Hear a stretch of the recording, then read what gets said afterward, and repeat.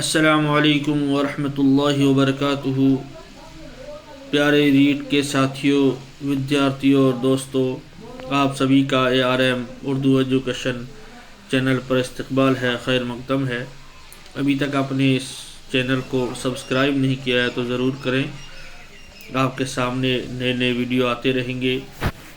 جیسا کہ میں نے آپ کے سامنے اسم، فعل کے اور حروف کے متعلق بتا چکا ہوں، اس کے بعد متضاد، مترادف، لاحقہ اور سابقہ پچھلے سبق میں جو بہت ہی ایزی تھا۔ اب جو ہے رسم الخط، یہ جو آج کا جو سبق ہے یہ اس سے بھی بہت ایزی ہے۔ اصل یہ جو ہے یہ پڑھنے پہ ڈپینڈ کرتا ہے، جتنا ہم اردو کو پڑھیں گے لکھیں گے اسی اعتبار سے ہمیں اردو پڑھنے اور لکھنا آئے گا، اور اسی کے متعلق ہے رسم الخط۔ رسم الخط مطلب یہ ہے لپی، جیسے ہندی میں لپی کہتے ہیں۔ جو چیز لپی، کیونکہ ہر بھاشا، ہر زبان جو ہے نا وہ کسی نہ کسی لپی میں ہوتی ہے، اسی لپی کی وجہ سے وہ بھاشا پہچانی جاتی ہے، وہ زبان پہچانی جاتی ہے۔ تو اردو کا کیا رسم الخط ہے؟ جیسے نستعلیق، جو اردو کا جو رسم الخط ہے وہ ہے، جیسے ہندی کا دیونگری ہے اور انگلش کا رومن ہے لپی، تو اسی طریقے سے اردو کا جو رسم الخط ہے وہ کیا ہے اس کے متعلق بتایا جائے گا۔ اور رسم الخط کسے کہتے ہیں؟ پہلے ہم رسم الخط کو پڑھتے ہیں۔ جیسے رسم الخط لپی کو کہتے ہیں۔ خط کے معنی ہے حروف تہجی سے لفظ کی شکل و صورت بنانا۔ خط کے معنی کیا ہوتا ہے؟ حروف تہجی، الفابیٹ، لیٹرز، یعنی جس کو ہم کہے گیڑے کہے، ABCD، الف ب ت، وہ حروف تہجی۔ تو خط کے معنی ہے حروف تہجی سے لفظ کی شکل و صورت بنانا۔ فارسی میں جسے نوشتہ اور عربی میں شکل و صورت کو مخصوص دائرے اور مناسب دوری رکھتے ہوئے بنانے کو خط کہتے ہیں۔ یعنی کس طریقے سے بنانا ہے، کیسے الف لکھنا ہے، کیسے ب لکھنا ہے، کیسے پ لکھنا ہے، یہ جو ہمیں پتہ چلتا ہے یہ رسم الخط اور لپی سے پتہ چلتا ہے۔ اس میں حروف کی حدود، دوری اور سطح کا خیال رکھا جاتا ہے۔ کسی بھی زبان کی تحریر کو رسم الخط کہتے ہیں۔ ہر زبان کی ایک تحریر ہوتی ہے، ایک لکھنے کا طریقہ ہوتا ہے، تو جو طریقہ ہوتا ہے اسی کا نام کیا ہوتا ہے؟ رسم الخط کہو یا لپی کہو، رسم الخط اسی کا نام ہوتا ہے کہ ہر زبان کی کوئی نہ کوئی تحریر لکھنے کا ایک طریقہ ہوتا ہے، جو طریقہ ہوتا ہے اسی کو رسم الخط کہتے ہیں۔ رسم الخط کیا ہے؟ زبان کی پہچان ہوتا ہے، کیونکہ رسم الخط جس ایسے انداز میں لکھا جائے گا کہ اس سے پہچانا جائے گا کہ یہ اردو ہے، یہ عربی ہے، یہ فارسی ہے، یہ ہندی ہے، یہ انگلش ہے۔ تو یہ کیا ہے؟ یہ اس کی رسم الخط، اس کی لپی سے ہی پہچانا جاتا ہے۔ جیسے مثال کے طور پر یہ میم ہے، ایک میم یوں لکھی ہوتی ہے، ایک میم جو ہے وہ آپ جیسے علم لکھیں، یہ علم، اور اگر اسی علم کو اگر ہم عربی میں لکھیں تو علم یوں کر کے یوں لکھیں گے اور یوں کر کے یوں کریں گے۔ اب دونوں علم ہے، لیکن یہ جو ہے یہ رسم الخط جو ہے یہ اردو کی لپی یعنی نستعلیق سے ہے، اور یہ عربی کی لپی یعنی نسخ سے ہے۔ یہی فرق ہے لپی میں۔ تو ہم کہیں گے یہ عربی میں ہے اور یہ اردو میں ہے۔ اسی طرح اگر ہم اردو لکھ دے، بھلے ہی یوں کر کے یوں اردو لکھ دے، یہ اردو لکھ دیا، اب کہیں گے کہ یہ کس میں ہے؟ تو کہیں گے یہ انگلش میں، کیونکہ انگلش کی جو اس کی گولائی ہے، جو اس کا طریقہ ہے، یہ اردو کا ہے، اس کا انگلش کا ہے۔ تو کہیں گے لکھا ہوا بھلے اردو ہے لیکن ہے انگلش کا۔ تو یہ ہوتا ہے لپی سے، اس زبان کی لپی سے، رسم الخط سے۔ رسم الخط کے معنی ہے لپی، اپنی بھاشا میں جس کو ہم سمجھ سکیں۔ تو رسم الخط میں زبان کی پہچان ہوتی ہے کہ کون سی زبان میں یہ لکھا گیا ہے۔ تو سب سے پہلے کون سا خط تھا؟ سب سے پہلے کون سا خط؟ سب سے پہلے خط معقلی اس کے موجد حضرت آدم علیہ السلام تھے. سب سے پہلے خط معقلی اس کے موجد حضرت آدم علیہ السلام. خط معتقلی سے خط ہیری نکلا. کیا نکلا؟ خط ہیری. ابتدائی اسلام میں خط ہیری سے خط کوفی نکلا، پھر خط ہیری سے خط کوفی. پھر ابن مقلہ نے 310 ہجری میں خط کوفی سے کچھ خط ایجاد کیے. ان میں خط نسخ، خط ثلث، خط ریحان، خط محقق، خط رقا، خط توقیق شامل ہے.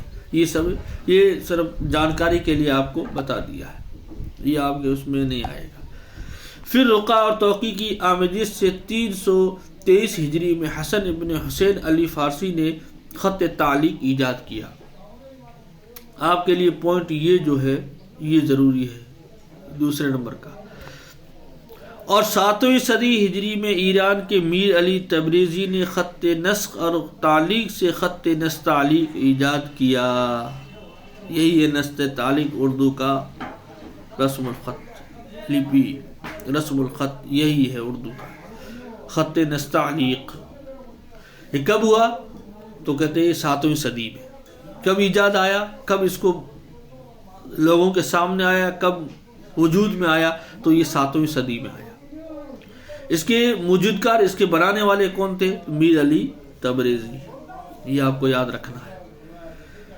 اب آگے کیا کہہ رہے ہیں کہ اس خط کا ایجاد فارسی زبان کے لیے تھا، لیکن یہ اردو زبان میں مقبول ہوا، مقبول عام ہوا. اس کا تو کیا تو فارسی کے لیے، لیکن یہ فارسی کے لیے نہیں بلکہ اردو کے لیے لوگوں کے عام میں مشہور ہو گیا. اردو رسم الخط میں 3 تحریریں شامل ہیں. اردو یعنی جو لکھی جاتی ہے وہ 3 رسم الخط سے لکھی جاتی ہے. کتنے خط سے؟ 3 لپیوں سے لکھی جاتی ہے.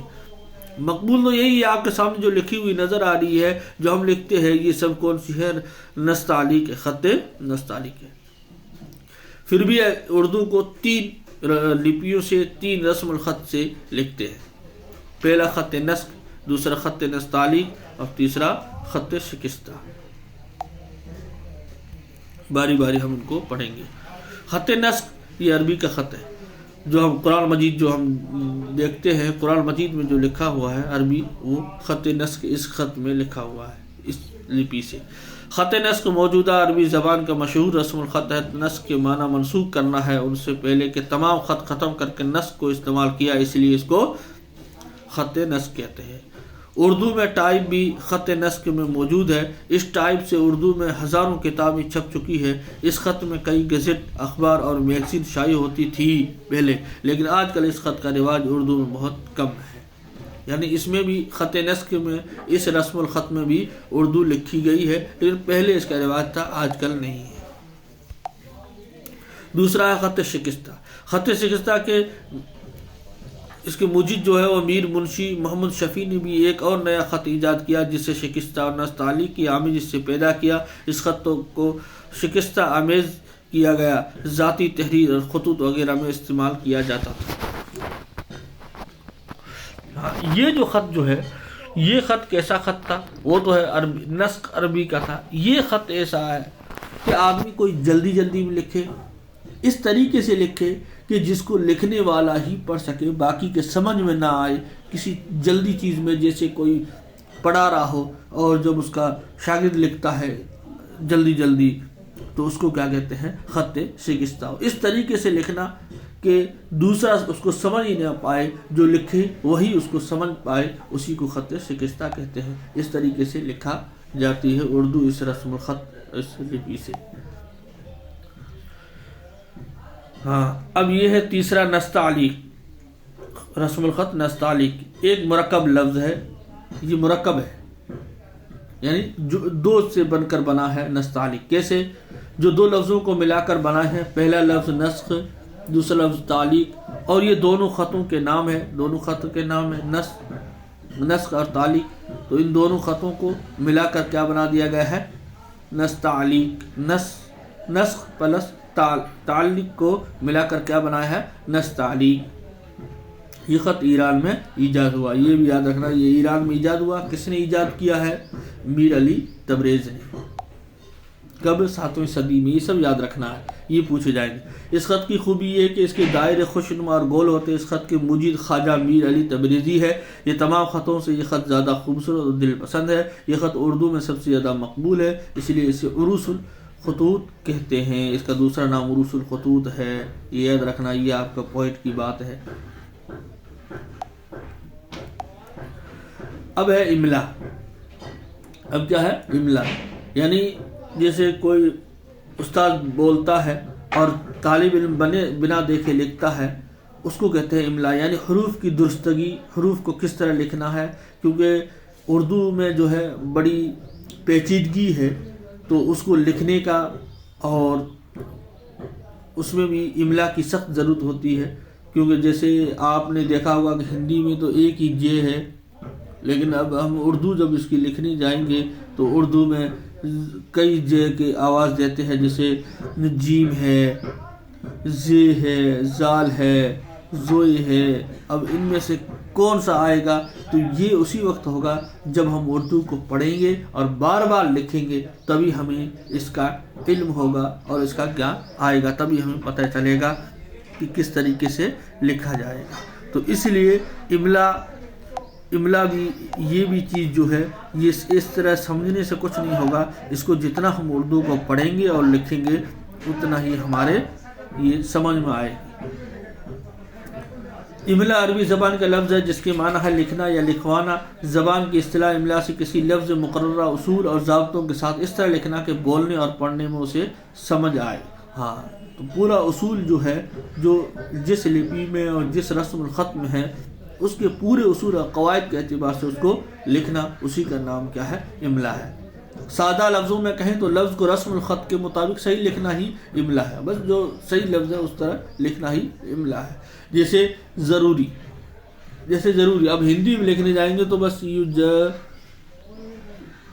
ضروری ہو گیا۔ اب اردو میں لکھنے جائیں گے تو اب بہت سارے بچے یوں لکھ دیتے ہیں ضروری۔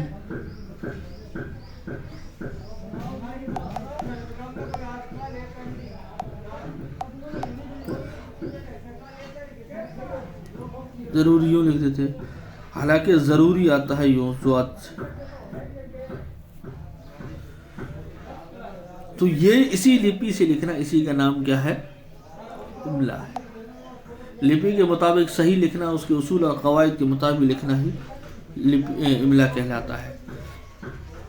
اب جو اس میں غلطیاں کہاں ہوتی ہے؟ اکثر غلطیاں وہاں ہوتی ہے جہاں ایک جیسے الفاظ ہوتے ہیں جن کی آواز ایک جیسی ہوتی ہے، وہاں پر کیا ہوتی ہے؟ غلطیاں زیادہ ہوتی ہے۔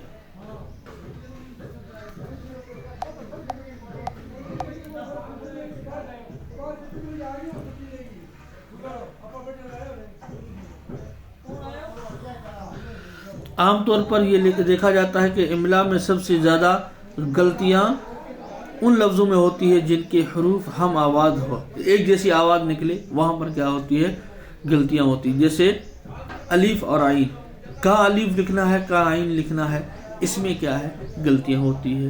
اور کہیں پر غلطی کیا ہوتی ہے؟ الف اور ہا، کیونکہ الف لاسٹ میں بھی آ کے ماتر کے لیے، جیسے سمجھنے کے لیے جیسے آ کے لیے آتا ہے، اسی طرح ہا بھی آتا ہے۔ تو اب کہاں پر الف آئے گا، کہاں پر ہا آئے گا، تو اس میں بھی غلطیاں کرتے ہیں۔ اسی طرح یہ تا ہے تو اسی طرح ایک تو آتا ہے، تو کہاں پر تا آئے گا اور کہاں تو آئے گا۔ اسی طرح کہاں سا آئے گا، کہاں سین آئے گا، کہاں سواد، کہاں شین آئے گا، کہاں پر خا آئے گا، کہاں پر یہ کھ دو تسمیہ کی آئے گی، کہاں پر غین آئے گی، کہاں پر گاف آئے گا، کہاں قاف آئے گا اور کہاں کاف۔ ایسے بہت سارے الفاظ ہیں، جیسے جیسے عربی میں آپ نے پڑھا ہوگا دواد، زواد جو آتا ہے اس کو دواد پڑھتے ہیں، پھر وہ بچے اردو میں بھی اس کو دے بولتے ہیں، وہ دے نہیں ہے، وہ زے ہے۔ اور بھی بہت سارے ایسے الفاظ ہیں آپ جو ایک دوسرے کی ایک جیسی آواز ہے، جہاں پر اکثر بچے غلطیاں کر جاتے ہیں۔ تو ان کو ہم جب بار بار پڑھیں گے اور لکھیں گے تو ہمیں پتہ چلے گا کہ کس طریقے سے املا کی درستگی ہوگی۔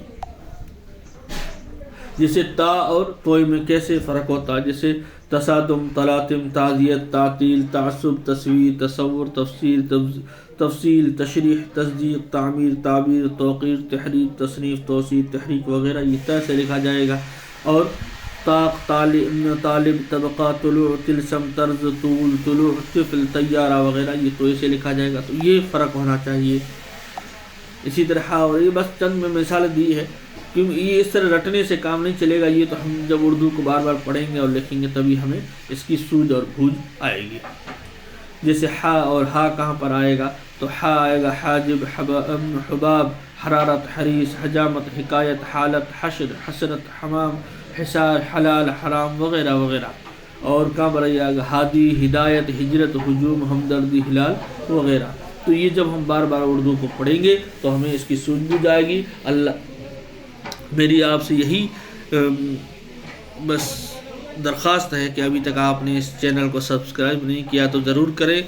آپ کے سامنے نئے نئے ویڈیو آتے رہیں گے. اگر کہیں بات آپ کو سمجھ میں نہیں آئی تو کمنٹ باکس میں ضرور کمنٹ کریں. اور میری یہی اللہ تعالیٰ سے دعا ہے کہ اللہ تعالیٰ آپ کو اس امتحان میں اچھے نمبرات سے کامیابی عطا فرمائے.